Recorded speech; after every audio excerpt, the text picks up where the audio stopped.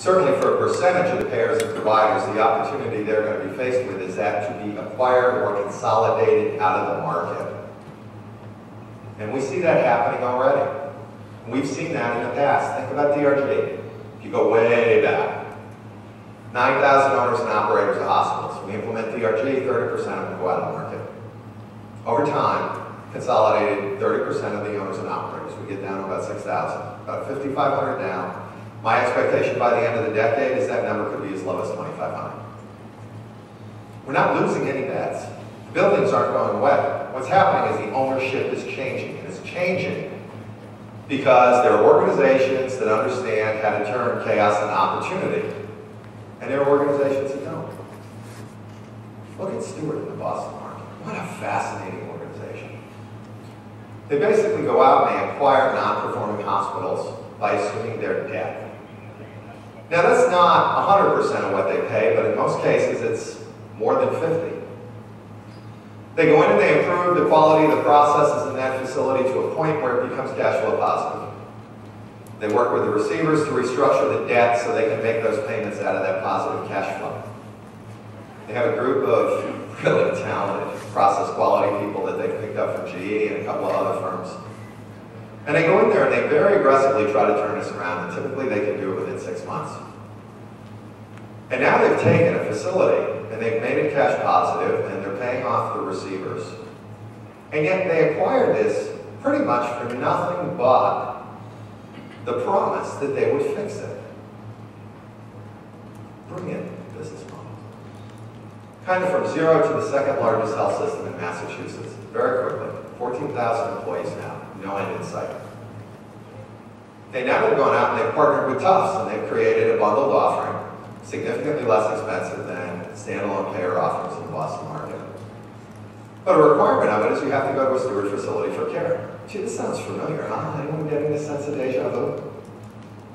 But again, they're trying to create this integrated care management market. They're trying to create a virtual integrated delivery network for part of the population so they can both begin to experience some of the economic benefits of the new business model.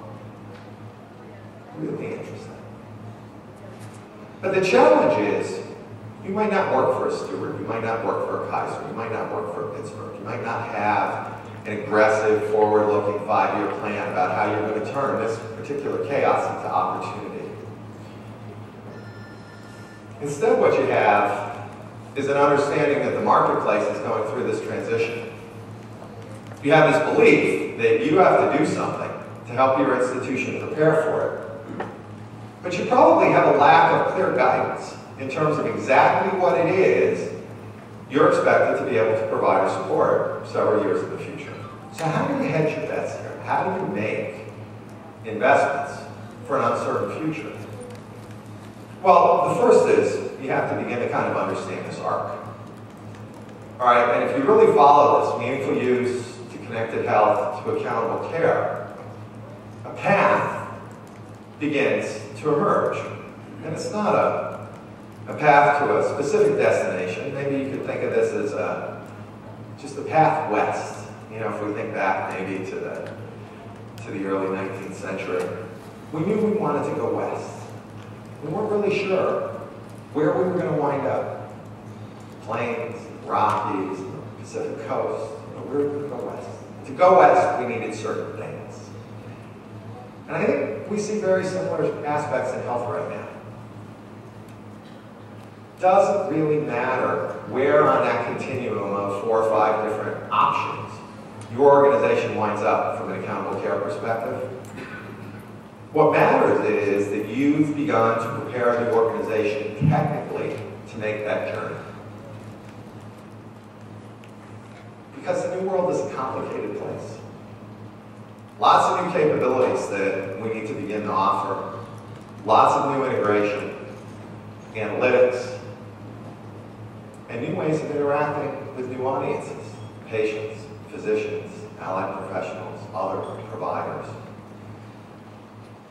And we have to bring all of this in, and we have to do it in a way that allows us to have better data at the point of medical decision, that allows us to take actionable advice, that allows us to improve quality and control readmissions. And we're going to have to do lots of new things. Think about an ACO. An ACO has to keep the patient out of the hospital. Well, first and foremost, that means that someone needs to answer the phone when I call.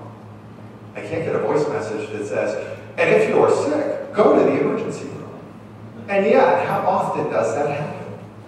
Many, many, many physician practices run that way right now. I have to be able to help patients be compliant. So I might want to reach into their homes and help them with that. I might want to provide them assistance and help them with that. We've seen huge strides with social business and social media in areas like first-time pregnancies, diabetes, congestive heart failure, fitness and health, all kinds of applications to help people better understand and manage their conditions and to avoid some of these conditions. This whole, how do we help the pre-sick diabetic, the pre-hypertense individual? How do we help the early obese person before they develop a lot of these chronic conditions? Whole new audiences here we need to deal with. So we have these new delivery interfaces, we have dashboards and analytics and benchmarking to help us understand where we are.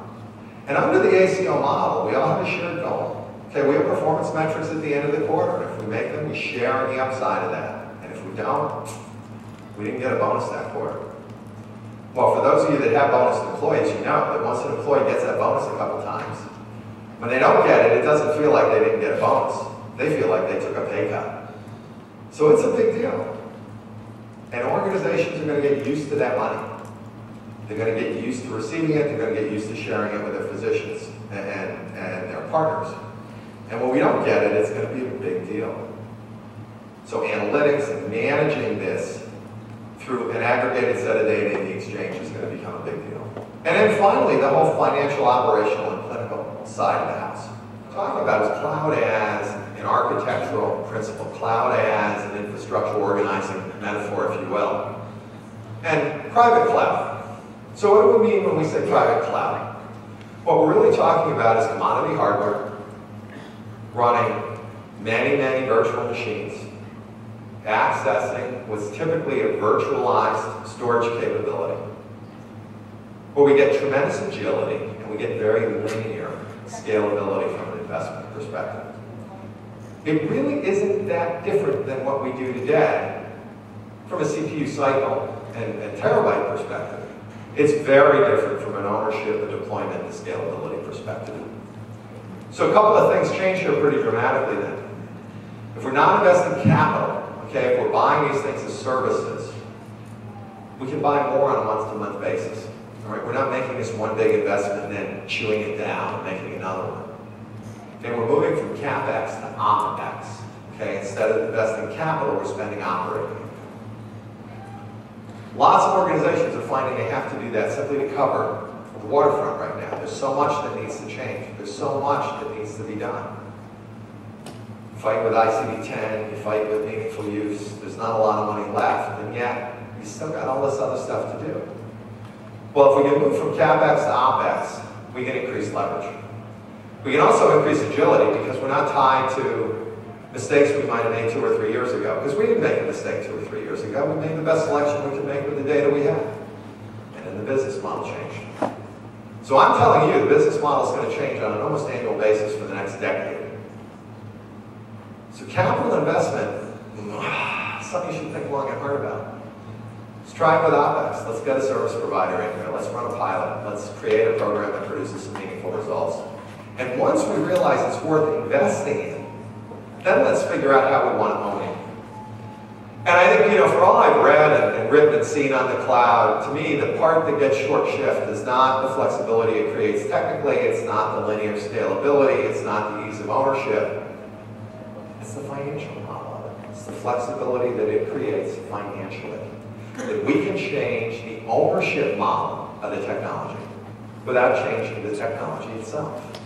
And that creates opportunity. So you have to think about this stuff pretty broadly here. But this is going to be an important concept. And we see, again, customers really pushing out of the legacy platform space into the private cloud. Private cloud is the preferred platform of choice for most HIE and mobility programs that we're working on people with. It is going to be an absolute required technology as we move into the community, as we try to better support our physicians and our patients. It's one of those things you have to come up to speed on. But there's some great economic advantages of getting there sooner versus later. Oh, I'm sorry. So we've talked about all of this stuff. We have devices, we have docs, we have patients, we have folks from the payer, the provider, and the allied health businesses, and the other providers all now coming in and interacting and exchanging information. We talked about putting technology in grandma's home, and every time she takes a pill or takes a blood pressure or steps on her scale or does her glucometer, a piece of data is going to get sent up the wire. And what we find is between home health and sensors and mobility and kiosks, just really the tip of the iceberg here on what is going to become a fairly significant data explosion.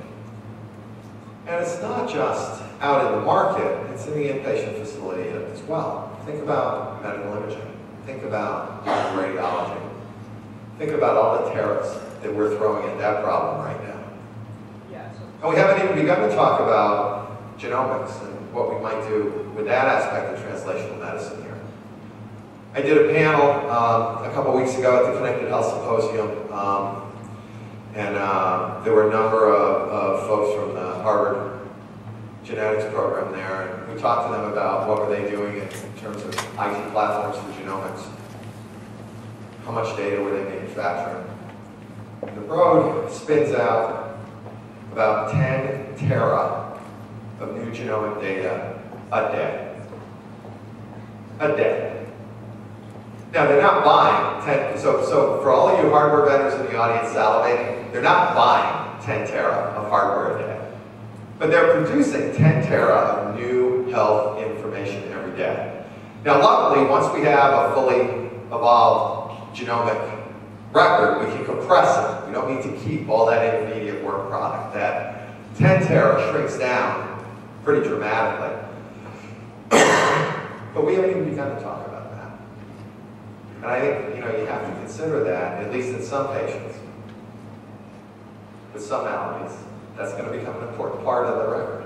And we're going to have to add that data as well.